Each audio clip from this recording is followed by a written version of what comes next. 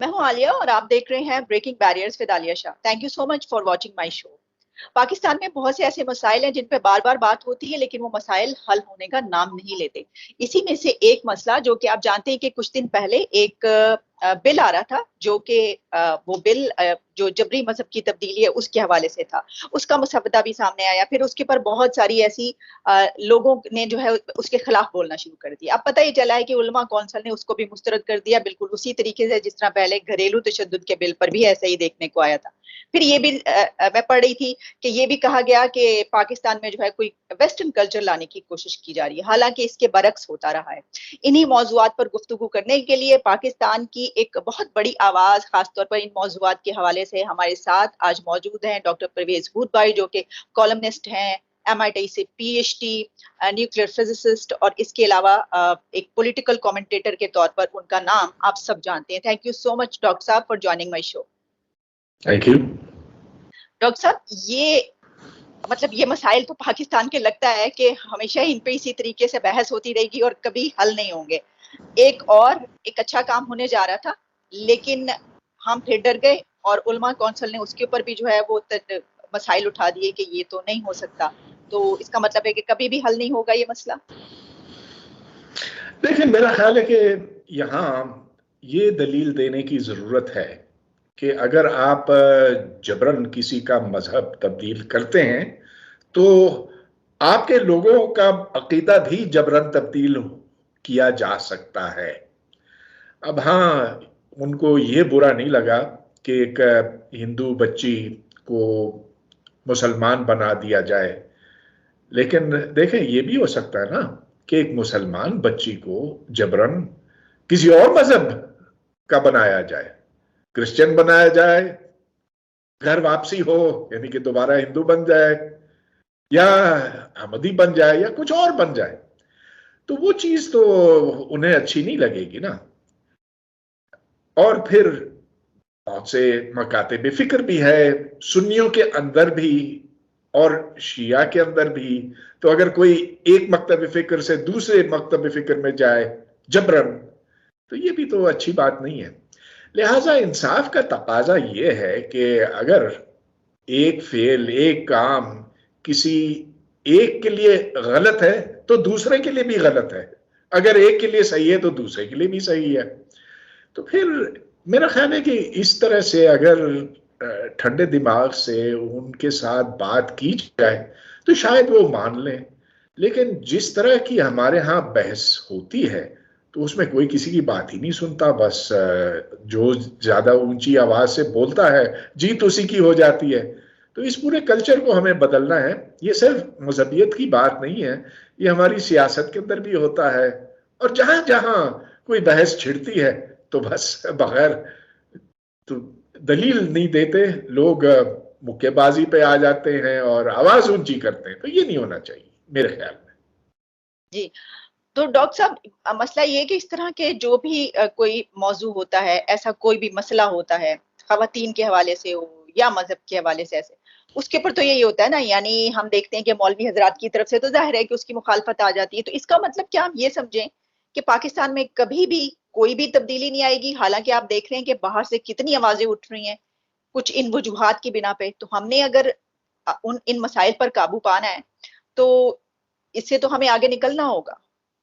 हाँ हाँ, निकलना होगा और निकल जाएंगे। तो मैं जैसे कि अर्ज कर चुका हूँ कि देखें, लोगों को यहाँ एक ऐसा कल्चर बनाने की जरूरत है कि लोग एक दूसरे की बात सुने और सुनने के बाद देखें कि किस बात के अंदर ज्यादा वजन है। तो ये किसी हद तक पहले होता था, लेकिन जब से कुछ सियासी तब्दीलियां यहाँ आई हैं तो उससे हालात बिगड़े हैं। लेकिन सियासी तब्दीली एक वक्ती चीज होती है। लिहाजा ये ना समझें कि अब से लेकर अगले 1000 साल तक पाकिस्तान ऐसे ही रहेगा।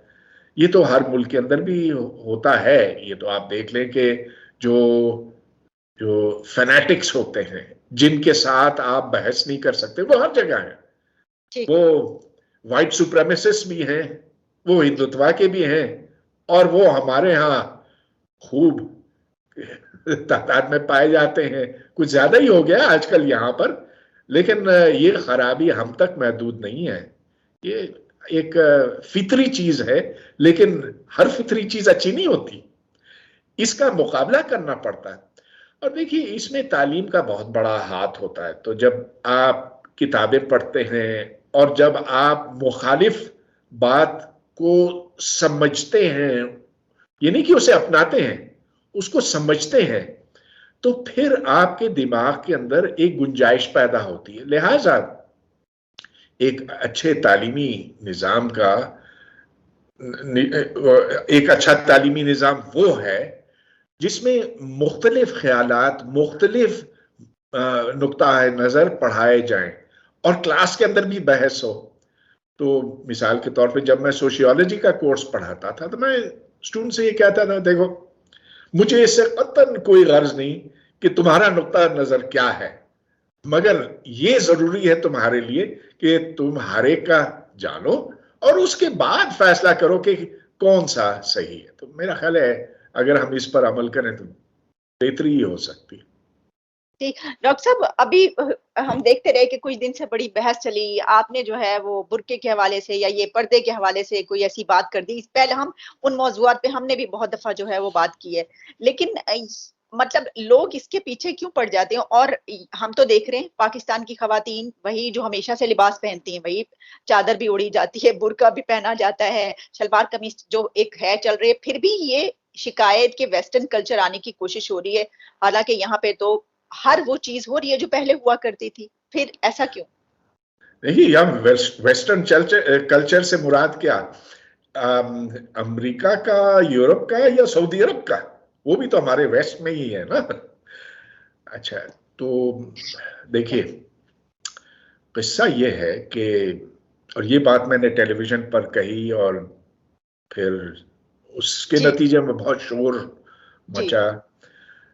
मैंने सिर्फ ये कहा कि ये मेरा मुशाहिदा है कि जब लड़कियां बुर्का करती हैं तो वो खामोश हो जाती हैं, उनके वजूद का आपको नहीं पता चलता और क्लास में आपको पता नहीं, मालूम नहीं होता कि किसकी समझ में कोई बात आ रही है कि नहीं आ रही।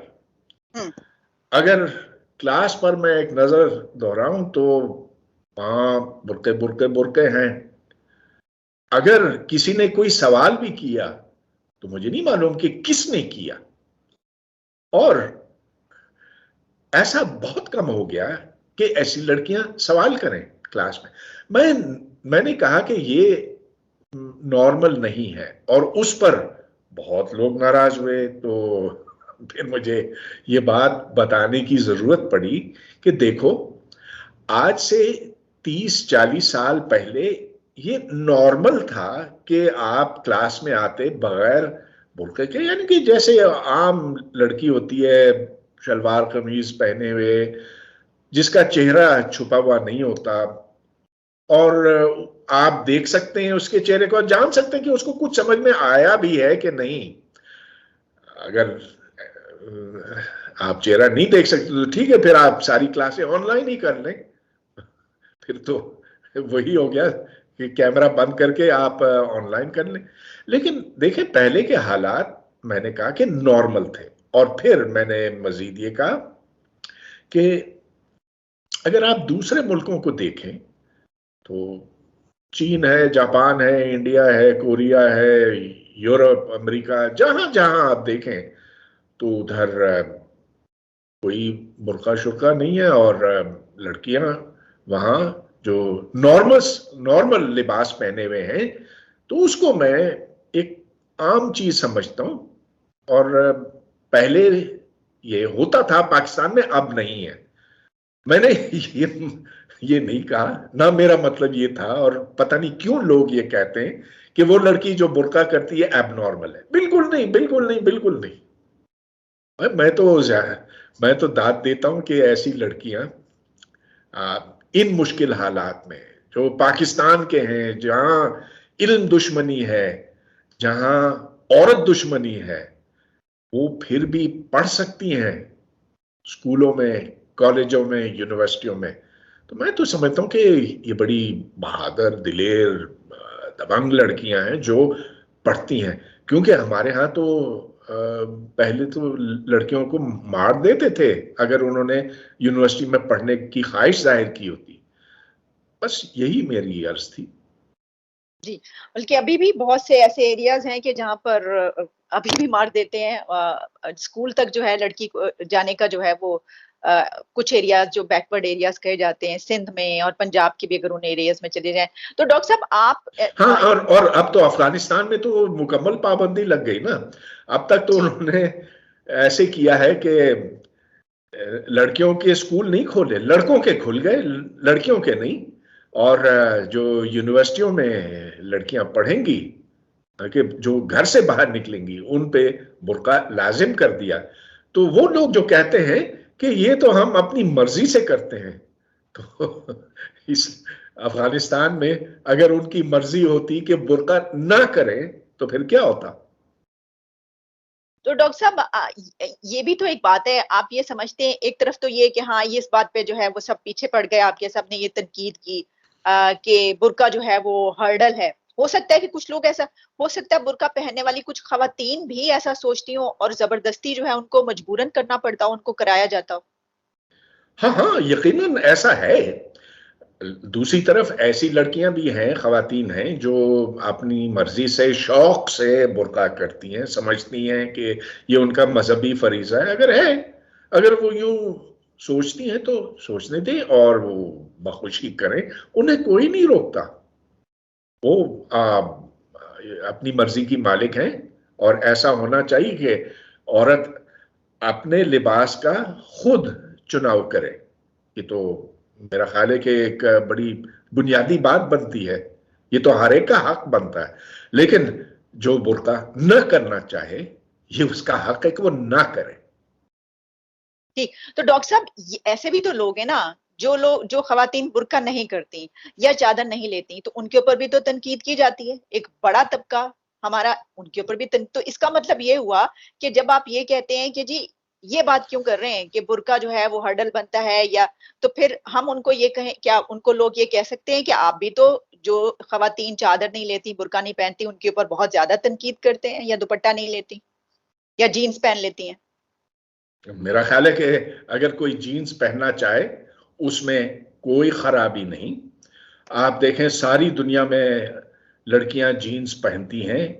आप चीन चले जाएं, कोरिया, जहां जहां जाएं जीन्स पहने में। और जब लड़की और लड़का साथ बैठते हैं बस में और ये एक दूसरे को जानते भी नहीं, लड़का ना उधर देखेगा और ना लड़की उधर देखेगी, कुछ भी थे, बहुत ही नॉर्मल चीज होती है।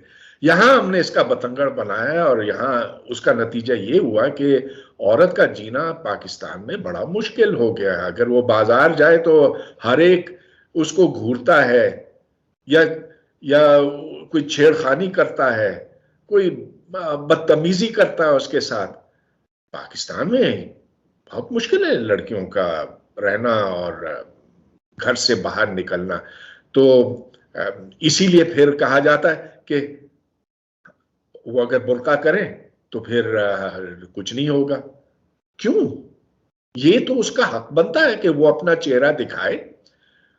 जो उसको छेड़ता है ये उसका हक नहीं बनता। उसको तो एक महजब मुल्क में सजा मिलती, इधर तो कुछ नहीं। आप ये देखें कि अच्छा, और चेहरा छुपाने से भी कुछ नहीं होता। अब आप देख लीजिए कि जितना जितना जिनसी तशद्दुद होता है पाकिस्तान में, वो सिर्फ लड़कियों के साथ नहीं होता। जो मदारिस में छोटे बच्चों के साथ होता है, अल्लाह तौबा, उसकी बस कभी कभी शाज़ और नादिर मिसालें सामने आती हैं। जैसा कि वो जो एक अभी हाल में मुफ्ती पकड़ा गया था, नाम मैं भूल रहा हूँ उसका। हाँ, मगर ऐसे तो बहुत है और कभी उसकी उसका कोई जिक्र ही नहीं कर सकता। तो देखें, जहां सेक्सुअल फ्रस्ट्रेशन होगी और लोग घुटे हुए होंगे और इस चीज को मायूब समझा जाएगा, तो फिर जैसा कि पानी अपना रास्ता ढूंढ निकालता है, तो फिर ये बदकिरदारी भी सामने आ जाती है, वो भी अपना रास्ता ढूंढ निकाल लेती है। सर, अफगानिस्तान में जो सिचुएशन इस वक्त हो रही है, जो बातें की जा रही हैं, तो उसके बाद जो कहा जा रहा है कि वही कल्चर जो है, तो अगर वो आ गया तो फिर मजीद कितनी घुटन होगी? अगर आप क्या देख रहे हैं? हाँ, तो फिर इधर हाथ शाथ कटेंगे, पांव कटेंगे, लोगों को टांग देंगे। ऐसा पहले भी हुआ था अफगानिस्तान में, अब भी लगता है कि वैसे ही होगा। तो उसका नतीजा ये कि लोग हमें वहशी समझेंगे और दुनिया हमें वहशी समझेगी। ये हमारे लिए अच्छा नहीं है ना। और फिर देखें, एक महजब मुआशरा इस तरह से तो नहीं हो सकता कि उधर लोगों को टांग दें, हाथ पैर कटे हुए हों। और अफगानिस्तान में जरा इस पे आप सोचें कि उस करप्ट मुआशरे में किसके हाथ काटे जाएं।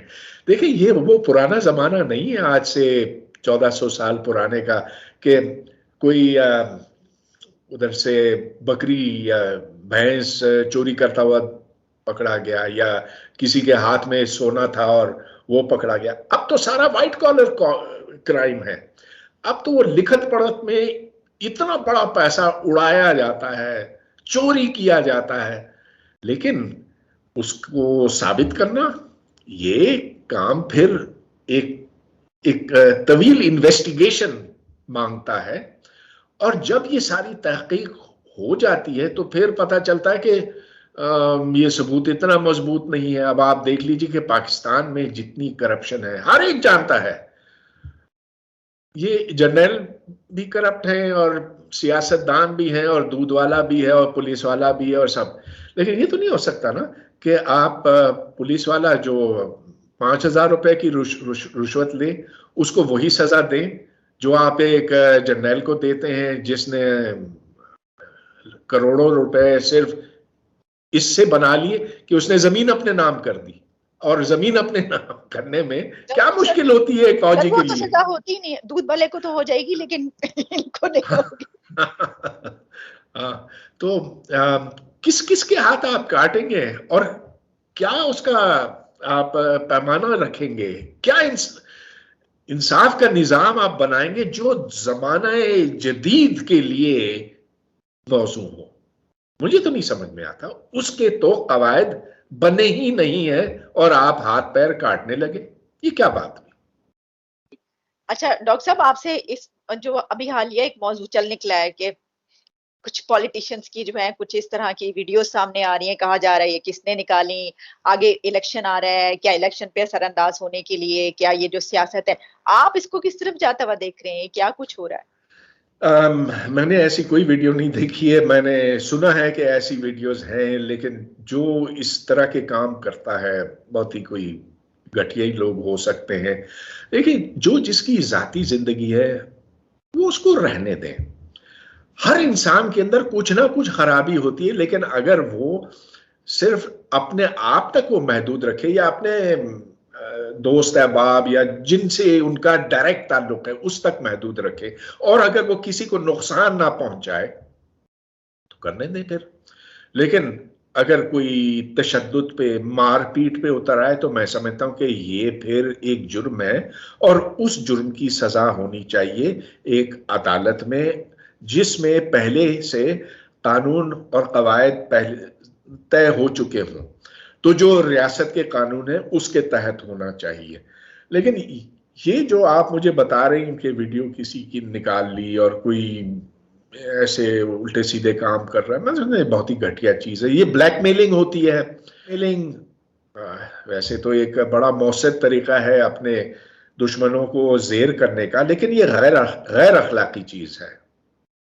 और हो भी रही है।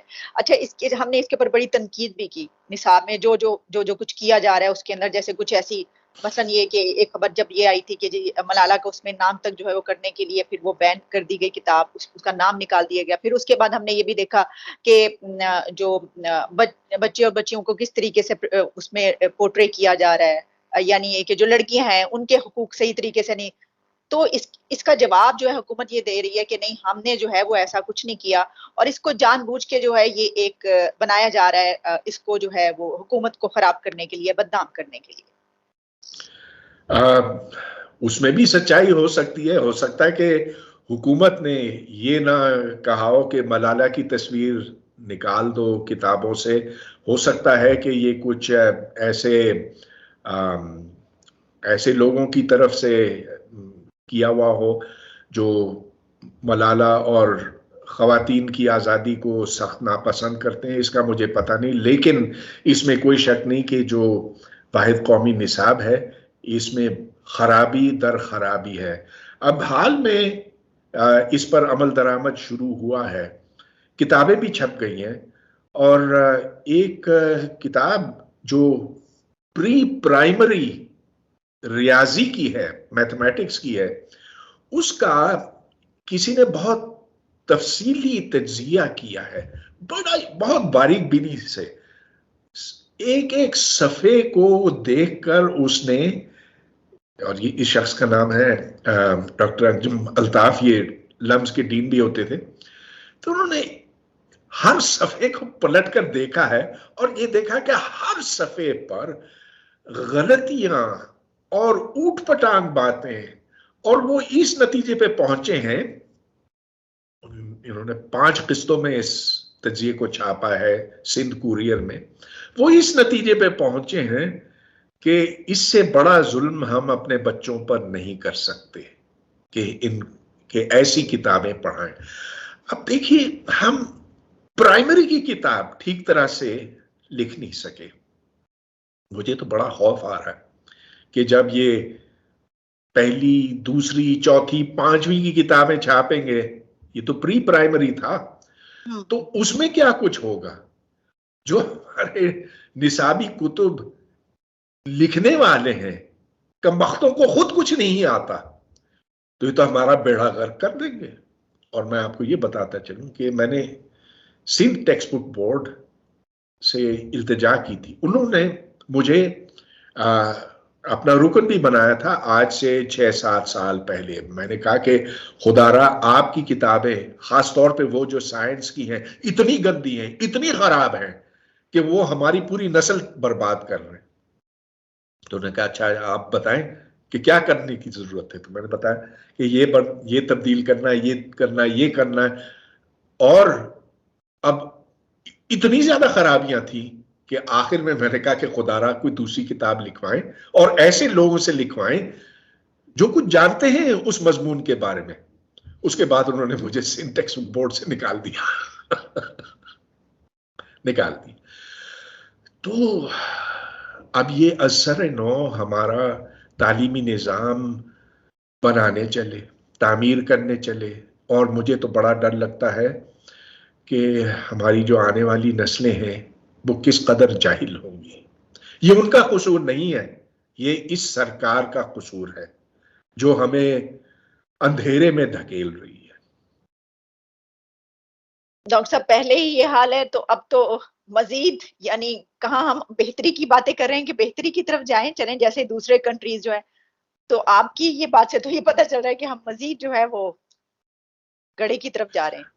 हाँ जाएंगे, लेकिन अगर हम उठ खड़े हुए हमने कहा कि नहीं, हमें दुनिया के साथ शाना बशाना चलना है, तो फिर हम इसे निकल भी सकते हैं। लिहाजा पुरुम्मीद होना चाहिए। देखें आज का पाकिस्तान ऐसा है, लेकिन अगर आप 50 साल पहले का देखते तो वो बहुत मुख्तलिफ था। वहाँ ऐसे लग रहा था कि हम बेहतरी की तरफ जा रहे हैं, हालांकि उस वक्त यहाँ फीकस आमदन कम थी, गुर्बत ज्यादा थी, गाड़ियां इतनी नहीं थी, टीवी किसी किसी के पास होता था या नहीं होता था। मगर उस वक्त मेरा ख्याल है लोग ज्यादा आसूदा थे, वो पुरसुकून थे, और वो मुनाफरत, वो नफरतें जो आज हैं लोगों के बीच में, वो नहीं थी। तो अगर पहले हो सकता था तो आइंदा भी हो सकेगा। इसी पॉजिटिव नोट पे डॉक्टर साहब, थैंक यू सो मच, बहुत बहुत शुक्रिया, आपने मेरे प्रोग्राम के लिए टाइम निकाला।